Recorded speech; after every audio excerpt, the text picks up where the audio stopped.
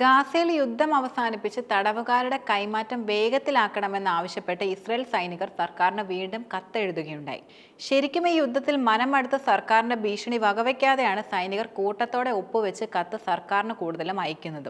കഴിഞ്ഞ ദിവസം ഇതേ ആവശ്യം ഉന്നയിച്ച് സർവീസിലുള്ളതും വിരമിച്ചതുമായ 1000-ഓളം യുദ്ധവിമാനങ്ങളുടെ പൈലറ്റുമാരും കത്തെഴുതുകയുണ്ടായി. പിന്നീട് 250 സൈനികർ കൂടി കത്തെഴുതിയെന്ന് ഇസ്രായേൽ പബ്ലിക് ബ്രോഡ്കാസ്റ്റായ KNനും ടൈംസ് ഓഫ് ഇസ്രായേലും റിപ്പോർട്ടും ചെയ്തിരുന്നു. സൈന്യത്തിലെ വിവിധ വിഭാഗങ്ങളിലുള്ളവരാണ് ഈ കത്തിൽ പ്രധാനമായിട്ടും ഒപ്പുവെച്ചിട്ടുള്ളത്. രഹസ്യാന്വേഷണ വിഭാഗം, 8200 സ്പെഷ്യൽ ഫോഴ്സ്, സൈരത്ത് മത്കൽ, ഷയേറ്ററ്റ്, ഷെൽദാഖ് എന്നീ വിഭാഗങ്ങളിലുള്ളവർ ഈ കത്തിൽ ഒപ്പുവെക്കുകയുണ്ടായി. മറ്റൊരു കാര്യം, ഒപ്പുവെച്ചവരിൽ 30% പേരും റിസർവ് സൈനികരാണ്.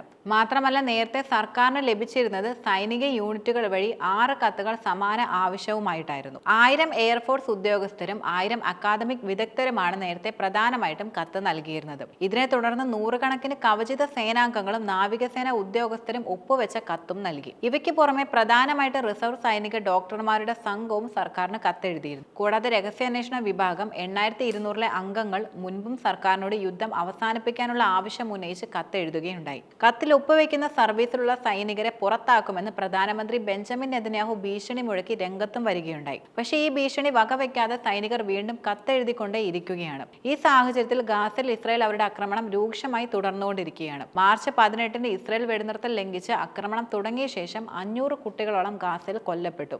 ഗാസ സിവിൽ ഡിഫൻസ് വക്താവ് മഹ്മൂദ് ബാസലാണ് ഇക്കാര്യം അറിയിച്ചത്. മാത്രമല്ല, ഇസ്രായേൽ സൈന്യം ഗാസയിൽ അവരുടെ ആക്രമണം തുടരുകയാണ്. കുട്ടി ഉൾപ്പെടെ 6 പേരെ അവർ ഇല്ലാതാക്കി. കഴിഞ്ഞ 24 മണിക്കൂറിനിടെ 20 പേരെയാണ് ഇസ്രായേൽ ഗാസയിൽ പ്രധാനമായിട്ടും കൊലപ്പെടുത്തിയത്. ശനിയാഴ്ച തുക്വ മേഖലയിലായിരുന്നു ഇസ്രായേലിന്റെ ആക്രമണം. ഈ ആക്രമണത്തിൽ 2 പേരാണ് കൊല്ലപ്പെട്ടത്. മാത്രമല്ല, 2 കുട്ടികൾക്ക് പരിക്കുമേറ്റു.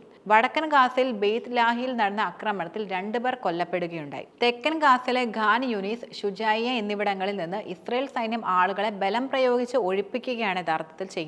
എവിടേക്ക് പോകണമെന്നറിയാത്ത സ്ഥിതിയാണ് ഇവിടെയുള്ളവർക്കിടയിൽ നിലനിൽക്കുന്നത്. മറ്റൊരു ശ്രദ്ധേയമായ കാര്യം, സ്ത്രീകളെയും കുട്ടികളെയുമാണ് ഇസ്രായേൽ കൂടുതലും അവരുടെ ആക്രമണത്തിൽ കൊലപ്പെടുത്തുന്നത്.